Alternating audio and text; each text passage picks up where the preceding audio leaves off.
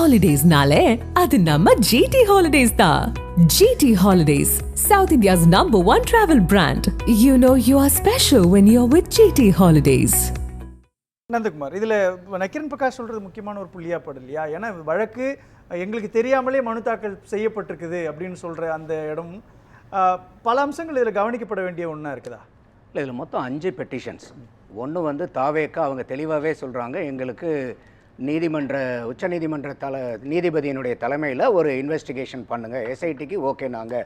But இங்கே தமிழ்நாட்டில் இருக்கக்கூடிய எஸ்ஐடிக்கு தமிழக காவல்துறையே இந்த இடத்துல வந்து நிறையா அட்மினிஸ்ட்ரேட்டிவ் ஃபெயிலியர்ஸ் இருக்குது, லேக் ஆஃப் கான்ஃபிடென்ஸ் இங்கே வந்து போலீஸ் மேலே இருக்குது, போதுமான அளவுக்கு பாதுகாப்பு கொடுக்கல, எங்களுக்கு வேறு சில சந்தேகங்கள்லாம் இருக்குதுங்கிறனால அது வேண்டான்னு சொல்லி பண்ணுறாங்க.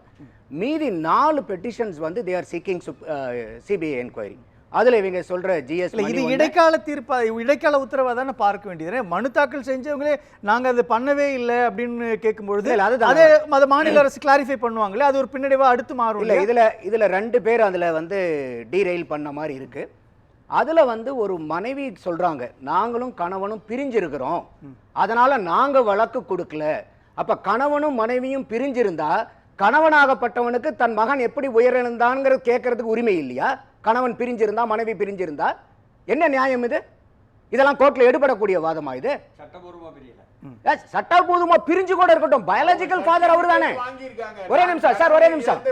பயாலஜிக்கல் ஃபாதர் அவர் தானே சார், பயாலஜிக்கல் ஃபாதர் அவர் தான். அப்ப அவர் கேட்கறதுல என்ன தப்பு இருக்கு? அடுத்தது இன்னொருத்தர் வந்து நாங்க வேலை வாய்ப்பு வாங்கி தரோம், எங்களுக்கு வந்து மனைவி இழந்த நாள் அப்படின்னு சொல்லி கையெழுத்து வாங்கி போயிட்டாங்க, எங்களுக்கு ஒண்ணுமே தெரியாதுன்றாங்க. அவர் வண்டியில வரும்போது மைக்கு போட்டு கேட்கறாங்க உங்களுக்கு என்ன ஏதுன்னு.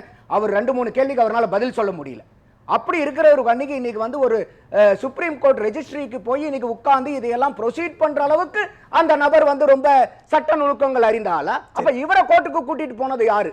அடுத்தது இப்ப 3வது பிரபாகரன்கிறவர், அவரு வந்து பாத்தீங்கன்னாக்கா இன்னைக்கு முதல்ல அவர் வீடியோ விட்டுருக்காரு, எனக்கு வந்து பாத்தீங்கன்னா நான் இந்த சிபிஐ என்கொயரி வேணும்னு நான் கேட்டது நான் கேட்கலன்னு சொல்லி எனக்கு அழுத்தம் வந்துச்சு அப்படின்னு சொல்லி அந்த வீடியோ வந்து இன்னைக்கு பப்ளிஷ் ஆயிட்டு இருக்கு சோசியல் மீடியால, மெயின் சேட்டலைட் டிவில வந்துட்டு இருக்கு.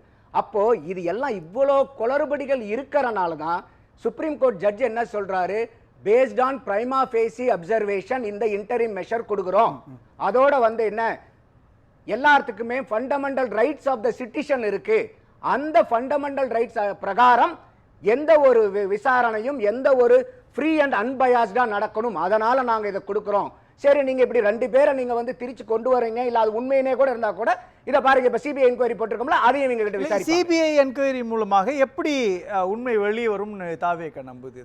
இல்ல தாவேக்கா சிபிஐ கேட்கல, அதை நம்ம ஃபர்ஸ்ட் கேஸ் சிபிஐ கிட்ட போயிடுச்சு, எஸ்ஐடில இருந்து சிபிஐ கிட்ட போயிடுச்சு இல்லையா? ஏதோ ஒரு உண்மை வெளியே வரும்னு நம்புறாங்க இல்லையா? எந்த புள்ளி என்ன பண்ணிடும் சிபிஐ? என்ன காரணம் அப்படின்னு கேட்டீங்கன்னா, இந்த இடத்துல ஸ்டேட் மிஷனரி வந்து ஹெவி. அவங்க நீங்க இன்டர்வியூஸ் பாருங்களேன், பொறுப்பு டிஜிபி ஒரு இன்டர்வியூ கொடுக்குறாரு, அவர் கொடுக்கும்போது என்னன்னா இதுதான் பெரிய இடம் அதனால இதை கொடுத்தோங்கிறார். அடுத்த 2வது கேள்வியில இல்ல இது மாவட்ட நிர்வாகம் இது எல்லா கட்சிகளுக்கும் கொடுத்த இடம் அதனால கொடுக்குறோங்கிறார். அப்ப இது 2ல எது உண்மை? அடுத்தது காவல்துறைங்கிறது ஒரு அடிஷனல் சப்போர்ட் அண்ட் ஹெல்ப் தானே ஒழிய மெயின் ரெஸ்பான்சிபிலிட்டி எங்களுக்கு இல்லைங்கிறார். 500 காவலர்களை நாங்க போட்டிருக்கோங்க போது பத்திரிகையாளர்கள் கேட்கறாங்க, ஏங்க இதுக்கு மேல அதிகமா போடலாங்கும் போது, ஏங்க அந்த இடம் மெயினான இடங்க, டவுனுக்குள்ள இடம், சின்ன இடம், இந்த இடத்துல 500 பேருக்கு நின்னாங்கன்னா மக்கள் எப்படி நிக்கிறது? 500 பேருக்கு மேல டிப்ளாய் பண்ண முடியாதுங்கிறார். பாதியிலேயே போகுது இது. அவர் வந்து தன்னிலை விளக்கம் கொடுக்க வராங்க, அரசாங்கத்துல எங்களுக்கு எந்த தவறும் இல்லைங்கிறது. 2வது இன்டர்வியூ நடக்குது, யார் யாரு? ஏடிஜிபி, இபியினுடைய சீஃப் இன்ஜினியர், அடுத்தது வந்து பாத்தீங்கன்னாக்கா டிஸ்ட்ரிக்ட் கலெக்டர். அதுல சீஃப் இன்ஜினியர் வந்து தெளிவா சொல்றாங்க, இந்த இடத்துல தலைவர் பேசும்போது கரண்ட்டை கட் பண்ணுங்கன்னு தாவேக்கா அவருடைய மாவட்ட செயலாளர் வந்து எங்களுக்கு அப்ளிகேஷன் கொடுத்தாங்க, நாங்க அதை நிராகரிச்சிட்டோம் அப்படிங்கிறாங்க. அடுத்தது பத்திரிகையாளர்கள் கேள்வி கேட்கும் போது அங்க என்ன சொல்றாங்க, இல்ல விஜய் வர்றதுக்கு முன்னாடி போலீஸ் கிட்ட இருந்து எங்களுக்கு தகவல் வந்துச்சு, அவங்க சொன்னனால விஜய் வர்றதுக்கு முன்னாடி நாங்க கரண்ட் கட் பண்ணணும் அப்படின்றாங்க. அப்புறம் என்னங்க நீங்க முன்னுக்கு பின்னா நீங்க சொல்றீங்களேன்னு பத்திரிகையாளர் திருப்பி அருமையா கேள்வி கேட்கும்போது ஏடிஜிபி உள்ள இருப்பு என்ன சொல்றாரு, இல்ல ஒரு நபர் கமிஷன் ஆணையம் இதெல்லாம் கேட்பாங்க, அங்க நாங்க பதில் சொல்லிக்கிறோம். அப்ப உங்க விளக்கத்தை சொல்றதுக்கு ஒரு நபர் ஆணையத்தில் வாய்ப்பு இல்லையா? அதை மீடியால தான் சொல்லணுமா? விஜய் சைட்லயோ தாவேக்கா சைட்லயோ இருக்கக்கூடிய நியாயத்தை சொல்லும் போது மட்டும் ஒரு நபர் கமிஷன் இருக்குன்றீங்க. அடுத்தது அப்படியே அடுத்த சீனுக்கு வாங்க. இல்ல இதுதான் முக்கியமான ஒரே நிமிஷம் ஒரே நிமிஷம். அடுத்தது அமுதா ஐஏஎஸ் இன்டர்வியூ நடக்குது.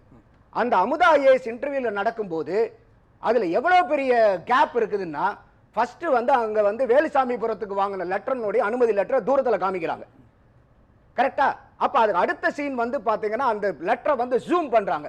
என்ன அர்த்தம் இருக்கும்? அந்த லெட்டர் தானே ஜூம் பண்ணி காமிக்கிறாங்கன்னு இருக்கும். ஆனா அந்த அடுத்தது ஜூம் பண்ணும்போது என்னன்னா 10,000 பேர் வருவாங்கன்னு தாவேக்கால இருந்து சொல்றாங்கன்னு.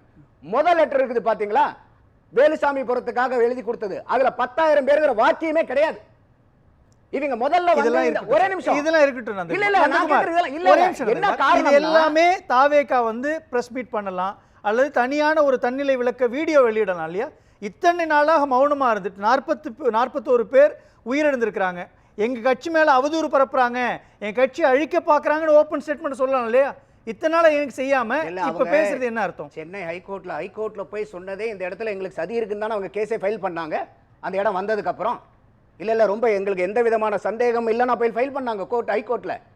அவங்க சொன்னதே அதுதானே சார். எங்களுக்கு இதுல வந்து சந்தேகங்கள் இருக்கு, இது வந்து விபத்து மாதிரி சாதாரண இயல்பா நடந்த நெறிமுறை வகுக்கணும் உயர் நீதிமன்றத்தில் போய் நிக்கிறாங்க. அவங்க எது ரமேஷ் வந்து நெறிமுறை வகுக்கணும் அப்படின்ற இடத்துல தானே உயர் நீதிமன்றத்தில் போய் எங்க மேல பழி சுமத்தப்படுது, நாங்க ஓடி ஒளிஞ்சிட்டோம்னு சொல்றாங்க.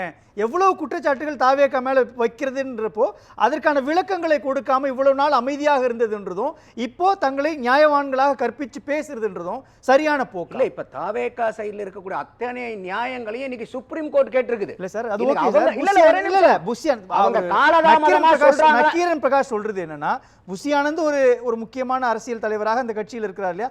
அவருக்கு அரசியல் அனுபவம் இருக்கு இல்லையா? அவர் பேசியிருக்கலாம் இல்லையா? ஆதவர்ஜனா விசிகாவில் இருந்தார்ல, அவர் பேசியிருக்கலாம்ல. இத்தனை நாள் எங்க போனீங்க நீங்க?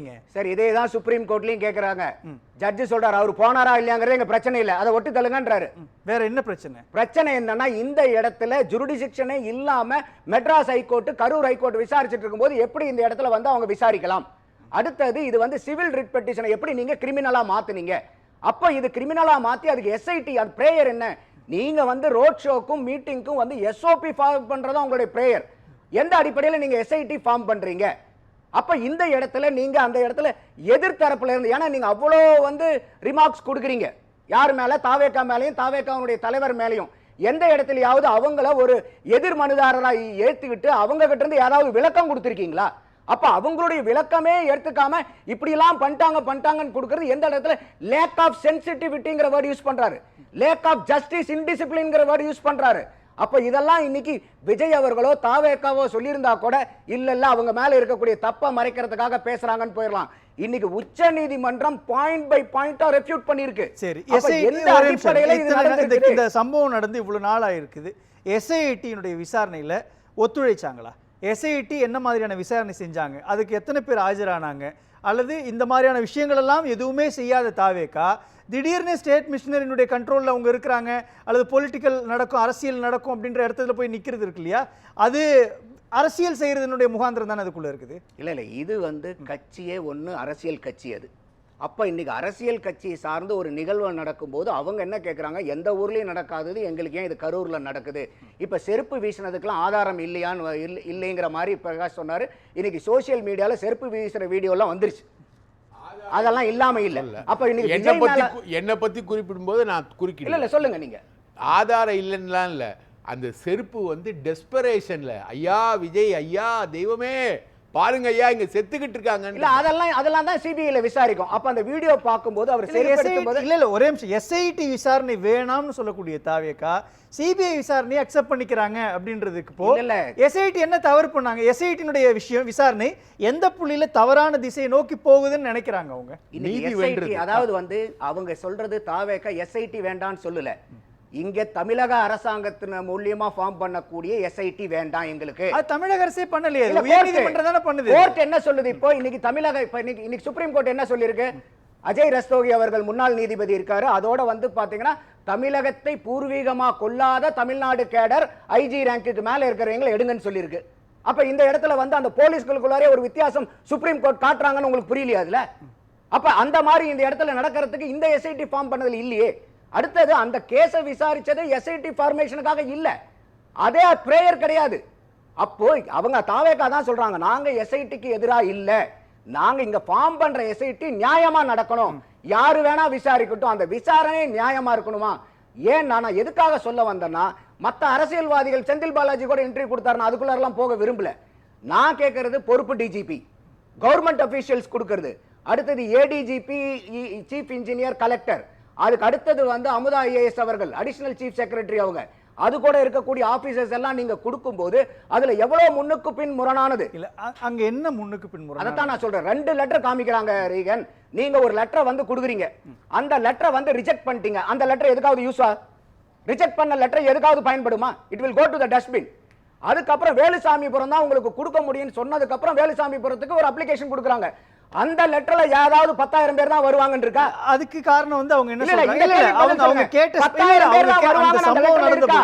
அந்த சம்பவம் நடந்தப்போ அவங்க என்ன சொல்றாங்க, நாங்க கேட்ட இடம் ஒண்ணு, ஆனா அவங்க கொடுத்த இடம் ஒண்ணு. அவங்க கொடுத்த இடத்துல தான் பிரச்சனை வந்துச்சு, அதனால தான் இவ்வளவு நெருக்கடி வந்துச்சு. பின்னாடி ஆஃப்டர் தி இன்சிடென்ட் அதுக்கான விளக்கம் தான அமுதா ஐஏஎஸ் உடைய நான் விளக்கம். கேக்குறேன். அப்போ நீங்க ஒரு லெட்டரை காமிக்கும்போது நீங்க ஜூம் பண்ற அந்த லெட்டர் தானே ஜூம் பண்ணணும். ரிஜெக்ட் பண்ற லெட்டரை ஜூம் பண்ணி 10,000 பேர்னு காமிக்கிறீங்க. இது பெரிய குற்றம், பெரிய கேப். அடுத்தது இவங்க வந்து ஏடிஜிபி கிட்ட அவங்க அப்ளிகேஷன் என்ன சொல்றாரு, இல்ல நாங்க 3 to 10 மணி அவங்க கேட்டாங்க, நாங்க கேட்டதெல்லாம் அலோவ் பண்ணிட்டோம்ன்றாங்க. பத்திரிகையாளர் அருமையாங்க ஒரு கேள்வி கேட்கிறார். நான் அது அதுக்கு முன்னாடியே கேட்டிருக்கேன். 3 to 10ங்கும் போது அந்த விண்டோ 3:01க்கு வந்தாலும் வித்தின் த டைம், 9:59 முடிச்சாலும் வித்தின் த டைம். இந்த 7 மணி நேரம் விண்டோ லேட்டான்றீங்களே, 7 மணி நேரம் விண்டோ கொடுத்தது யாரு? காவல்துறை. நாங்க தான் இதை அலோவ் பண்றோம்ன்றாங்க. பத்திரிகையாளர் கேட்கறாங்க, 3 to 10 மணினா அந்த ஒரு விண்டோக்குள்ளாரே அவர் வந்துட்டாரு சார், எப்படி சார் நீங்க வந்து தாமதமா வந்தாருங்கிறதே பிரதானப்படுத்தி பேசிட்டு இருக்கீங்களேன்னு கேட்கும்போது அந்த கேள்விக்கு பதிலே சொல்லாம அடுத்த சீனுக்கு போறாங்க, அடுத்த கேள்விக்கு. அப்ப இதையெல்லாம் எதுக்காக சொல்ல வரேன்னா, இன்னைக்கு அரசாங்க அதிகாரிகள் செஞ்ச இன்டர்வியூ பூராமே பாருங்க, எல்லாமே விஜய் லேட்டா வந்தனால, எல்லாமே தாவேக்கானால, அப்படி அப்படின்னு சொல்லிட்டு ஒட்டுமொத்தமா விஜயும் தாவேக்காவை மட்டும் தட்டம் கட்டி ஒரு மூலையில நகுத்தணுங்கிறதே இருக்கும்போது, இத பூராமே அவருடைய நியாயத்தை பத்திரிகையாளர்கள் கேட்கும் போது ஒரு நபர் ஆணையம் இதை கேட்பாங்க, நாங்க சொல்லிக்கிறாங்க போது, ஏன் உங்க நியாயத்தை சொல்றதுக்கெல்லாம் ஒரு நபர் ஆணையத்துல வாய்ப்பு கொடுக்க மாட்டாங்களா? அப்ப உங்களுக்கு ஒரு நியாயம். ஒரு முக்கியமான வழக்கறிஞர், நிறைய கேஸை பார்த்திருக்கிறாரு. அவர் ரொம்ப கரெக்டா சொல்றாரு. அவர் பார்வையில இந்த கேஸ் இடைக்கால உத்தரவு தான், இது ஜட்ஜ்மெண்ட் மாறுறதுக்கான வாய்ப்பு இருக்குது. தமிழக அரசு சில மனுக்களை தாக்கல் செய்யும் பொழுது கேஸினுடைய ஆங்கிள் மாறுன்றாங்களே, அப்படி அதுக்கான சூழல் உருவாகும்ல? இல்ல இந்த இடத்துல இது யார் வெற்றிங்கிறதெல்லாம் இன்னைக்கு இல்லவே இல்லை. இன்னைக்கு வந்து ஒரு விசாரணை. அப்படி பார்த்தா இன்னைக்கு அருணா ஜெகதீசன் அவர்கள் விசாரிச்சுட்டு இருக்கும்போது கோர்ட் வந்து எஸ்ஐடி ஃபார்ம் பண்ணிச்சு ஹைகோர்ட். அப்ப அதே வந்து தமிழக அரசாங்கத்து மேல ஏற்படுத்தப்பட்ட பயங்கரமான ஒரு அவமரியாதையா? அப்படி எடுத்துக்க முடியாதா? அப்ப இன்னைக்கு ஒரு சிபிஐக்கு போகுதுங்கிறதுனால என்னன்னா, இன்னைக்கு இந்த என்கொயரி ஃபேர் அண்ட் அன்பயாஸ்டா நடக்கணும், ஃப்ரீயா நடக்கணும். அதனாலதான் சுப்ரீம் கோர்ட் ஜட்ஜ் என்ன சொல்றாரு, it is a fundamental rights of the citizenங்கிறாரு. தெரிஞ்சுக்க வேண்டியது எல்லாருடைய கடமை. அப்ப இந்த மாதிரி ஏதாவது ஒரு பிரச்சனைகள் இருந்தா அதுக்கு தான். இப்ப நீங்க இன்னொரு நல்லா பாருங்க, இது வெறும் சிபிஐ மட்டும் இல்ல, சிபிஐ விசாரிக்கிறது இந்த 3 நபர் கொண்ட அந்த எஸ்ஐடி வந்து கண்காணிக்குது. மாசமான ப்ராக்ரஸ் ரிப்போர்ட் கேக்குது. இந்த SIT they can give direction to the CBI. என்ன அப்போ வெறும் சிபிஐ மட்டும்? இப்ப சில பேர் சொல்லுவாங்க பாருங்க, சிபிஐ மத்திய அரசாங்கத்துக்குள்ள கையில போயிருச்சு, அப்படியே நீங்க குற்றச்சாட்டு வைக்க கூடாதுங்கிறதுக்காக தான் எஸ்ஐடி ஃபார்ம் பண்றாங்க.